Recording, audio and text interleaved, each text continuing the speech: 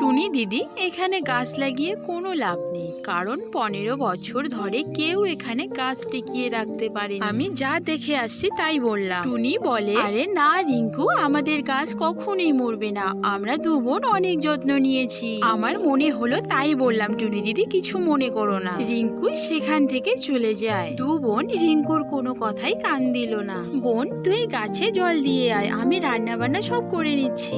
আচ্ছা ঠিক আছে দিদি, আমি যাচ্ছি। মুন্নি গাছে জল দিতে চলে যায়।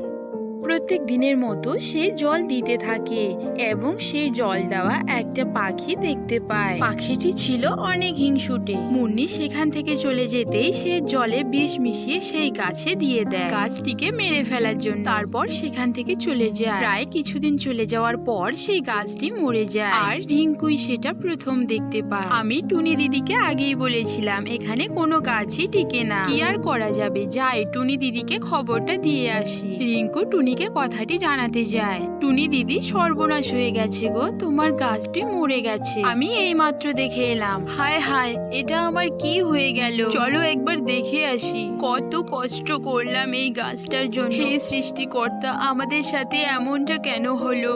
এভাবে মন খারাপ করো না টুনি দিদি, সব ঠিক হয়ে যাবে একদিন। টুনি খুবই ভেঙে পড়ে। সেই কষ্টে সে বনে আবারও তার মনের মতো গাছ খুঁজতে থাকে। হাজার খুঁজেও সে মনের মতো গাছ কখনই খুঁজে পায়নি। এইদিকে আবারও বেশ কিছুদিন কেটে যাওয়ার পর সেই মরা গাছটিতে অনেক কেক ধরে যায়। আবারও রিঙ্কু সেটা প্রথম দেখতে পায়। যাই, এই খবরটা টুনি দিদিকে দেওয়ার আগে আমি একটা খেয়ে নিই আগে। রিঙ্কু গাছের ডালে বসে মনের আনন্দে একটা কেক খেয়ে ফেলে। যাই যাই, এবার টুনি দিদিকে খবরটা দিয়ে আসি। এইদিকে টুনি মন মরা হয়ে একটা গাছের নিচে বসেছিল, আর রিঙ্কু সেটা দেখতে পায় এবং তার কাছে যায়। টুনি দিদি, চলো দেখবে এসো, তোমার গাছে কি হয়েছে। ওই চল তো দেখি। এরপর তারা সেই গাছের কাছে চলে যায়। টুনি ও তার বোন দেখে তো মহা খুশি হয়ে যায়, আর বলতে থাকে, এই দেখ বোন, এই মরা গাছই আমাদের ভাগ্য খুলে দিয়েছে। এরপর রিঙ্কু বলে, টুনি দিদি আমাকে মাফ করে দাও, আমি তোমাদের না জানিয়ে একটা কেক খেয়ে ফেলেছি। টুনি বলে, সে ঠিক আছে রিঙ্কু, আজ থেকে আমরা তিনজনেই এই গাছের কেক বিক্রি করে সংসার চালাবো। তো বন্ধুরা, আমরা নিজের কাজের প্রতি বিশ্বাস কখনই হারাবো না। মা, ও মা, আমাকে একটু কলা এনে দাও না, আমার না খুব কলা খেতে ইচ্ছে করছে। কাল বাড়ি আসার সময় রিঙ্কু মাসির গাছে অনেক কলা দেখেছিলাম, কিন্তু মা মুন্নি, এভাবে অন্যের কলা চাওয়া উচিত না। তবে যেহেতু তোর অনেক খেতে ইচ্ছে করছে, তাই আমি একবার তার কাছে যাব। মুন্নি অনেক খুশি হয়ে যায়। কি মজা কি মজা, আমি কলা খাবো। যাও মা, তাড়াতাড়ি নিয়ে আসো। টুনি তার মেয়ের জন্য কলা খুঁজতে যায় রিঙ্কুর কাছে। প্রায় অনেকটাই দূরে ছিল রিঙ্কুর কলা বাগান। আরে টুনি, কি মনে করে আমাদের এখানে? ভালো আছো তো? আসলে রিঙ্কু দিদি, আমার মেয়েটা না খুব কলা খেতে চাইছে, তাই তোমার কাছে এসেছি। তোমার গাছের একটা কলা দেবে গো, মেয়েটা খুবই বায়না করেছে কলা খাবে বলে। তখন রিঙ্কু বলে, না না টুনি, আমি কোনো কলা দিতে পারবো না, নিজে চাষ করে খাও গিয়ে। টুনি মন খারাপ করে সেখান থেকে চলে যায়।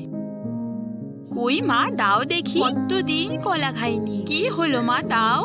টুনি মন খারাপ করে বলে, না রে মা, রিঙ্কু দিদি আমাকে কোনো কলা দেয়নি। তুই কিছু চিন্তা করিস না মা, আমি তোকে একদিন ঠিকই কলা এনে দিব। একথা শুনে মুনির খুব জেদ চলে আসে। না না মা, আমরা এখন কারো কলা খাবো না, আমরা নিজে চাষ করব। চলো মা, আমরা আজই গাছ লাগাবো। কিন্তু মুন্নি, আমরা কি ওসব পারবো? পারবো মা, পারবো, খুব পারবো। ওরা পারলে আমরা কেন পারবো না? দু মা মেয়ে গাছ লাগাতে চলে যায় এবং কিছুক্ষণের মধ্যেই তাদের গাছ লাগানো শেষ হয়ে যায়। এভাবে বেশ কিছুদিন কেটে যাওয়ার পরেই তাদের গাছে কলা ধরে যায়। একদিন তারা গাছটিকে দেখতে আসে এবং দেখে যে সেই গাছে অনেক সুন্দর কলা হয়েছে। মুন্নি বলতে থাকে, দেখলে তো মা, বলেছিলাম না আমরা খুব পারবো, দেখলে তো কত সুন্দর কলা হয়েছে আমাদের। হ্যাঁ রে মা, ঠিকই তো, আমরা খুব করে পারলাম।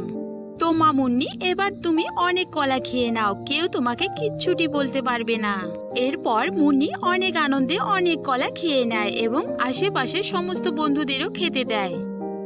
তো